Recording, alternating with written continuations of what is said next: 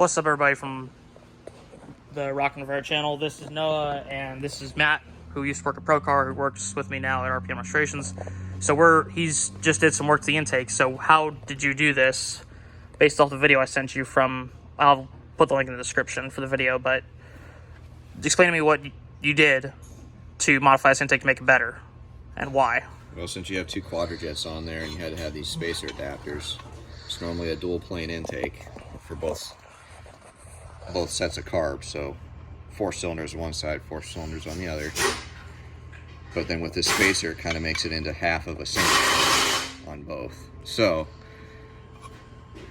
port matched the gasket to match the adapters, and then brought this down and rolled over the edge because it had your normal dual oval with the hard edges there, so fuel could puddle and get caught on there. Plus it's still trying to pull air from both sides every now and then, so now it's to equalize the pressure better is basically one. Yeah, but it's still mainly a dual plane, so at low RPM driving around when you're street driving, it'll still help keep it divided. But then otherwise, when you're at wide open, it can still take a little bit of air from this whole area up in between. It can still pull as needed as the cylinders are pulling air individually Now, to get better flow. So this is all basically gasket matched and rolled down in, so it's a smooth flow now, from the carb to get fuel and air in. Now, this is a trick that I saw from two people. One was David Freiberger from when he was on Car Junkie TV, and the other one was a guy who has a turbo small block Ford Fairmont. And I'll put a link to that video in the description.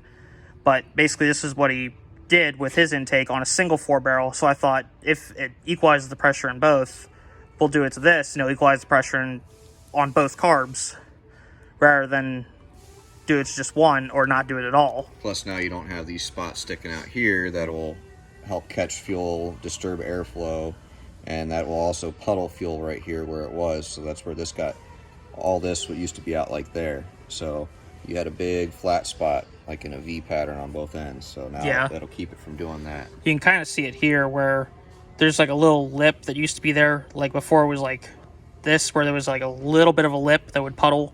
That's what he's trying to explain. So we're just gonna get this ready to go, get it powder coated, and get these two stubborn ass plugs out, and then should be good to go back on the car.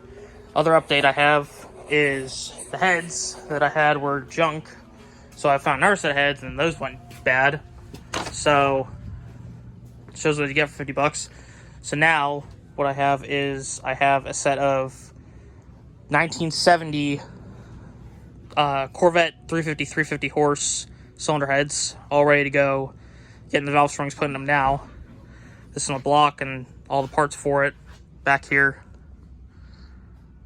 Hopefully we'll be able to get this going in a good point, and then hopefully then we'll be able to get this thing running before winter is over.